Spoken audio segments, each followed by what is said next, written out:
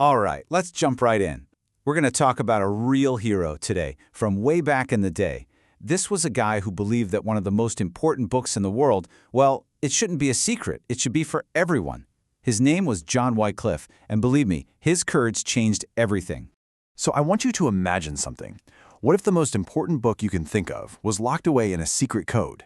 A language that basically nobody you know could understand. Sounds crazy, right? But for hundreds and hundreds of years, that's exactly what the situation was with the Bible. This is the story of how it got unlocked.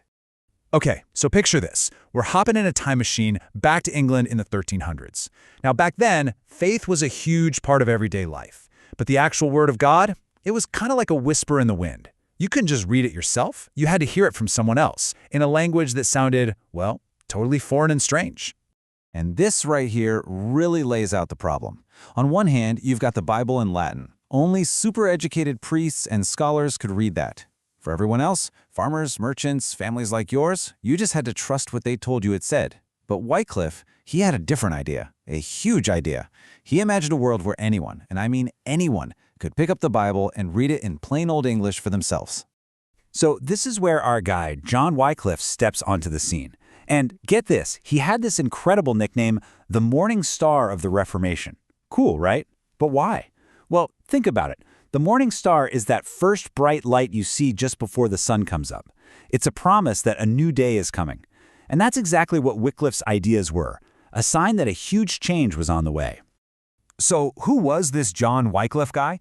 Well, for one, he was super smart. We're talking top student at the famous Oxford University. People knew he was brilliant and also a really devout guy. But the thing that really made him stand out? His courage. He just wasn't afraid to ask the tough questions, to dig for the truth, even if it got him into a whole lot of trouble.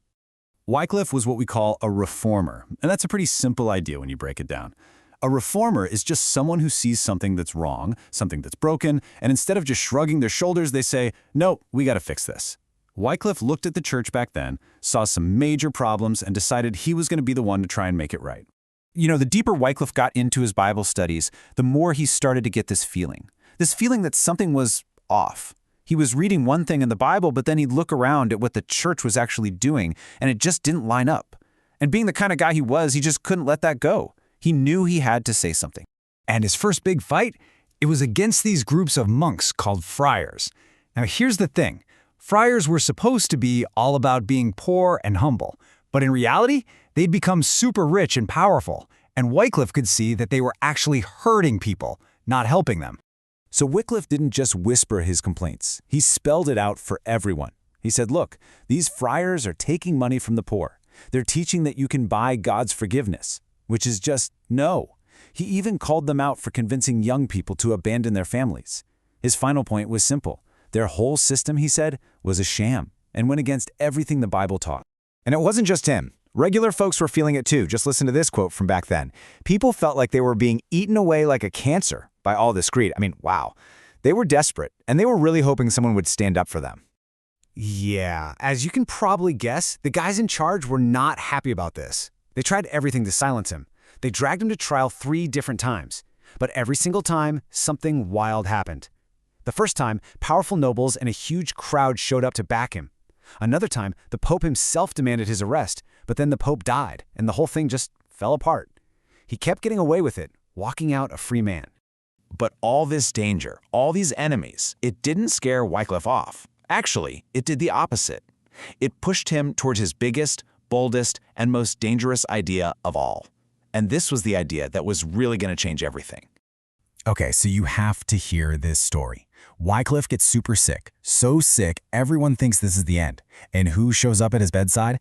The friars, his biggest enemies. They're hoping that on his deathbed he'll finally give in and take it all back. But Wycliffe, he gets someone to help him sit up, looks them right in the eye and says, I shall not die, but live, and again declare the evil deeds of the friars. Whoa. You could just imagine the looks on their faces. They practically ran out of there, completely shocked. And that moment, right there, tells you everything you need to know about Wycliffe. He realized that the best weapon against all the bad stuff wasn't a sword or an army. It was the truth. It was the Bible itself. He had this game-changing thought. If regular people could just read the Bible for themselves in their own language, they'd see the truth, and nobody could trick them anymore. So that's what he did. He and his followers took on this enormous project, something nobody had ever done before. They translated the entire Bible into English. I mean, think about that. This was the first time ever that the whole book was available in the language that people actually spoke in England. It was a massive, history-making achievement. And the response was incredible. It just spread like wildfire. You got to remember, there were no printing presses back then. Every single copy had to be written out by hand. But people were so hungry for it. Families would save up everything they had just to buy a piece of it. Wycliffe's followers, who were called the Lollards, traveled all over the country, secretly sharing it. And it worked. Pretty soon, it seemed like almost half of England was listening. So Wycliffe lived out his days and died peacefully. You'd think that would be the end of the story, right? Wrong. His enemies were still so mad at him. Their hatred just kept on going. They thought they could finally erase everything he had done. But they're about to get a big lesson. You can't kill an idea. This next part is just unbelievable. 44 years after he died and was buried, his enemies were still so angry that they got an order to dig up his body. They literally dug up his bones, burned them into ash, and thought this was their final victory over a man they could never beat when he was alive.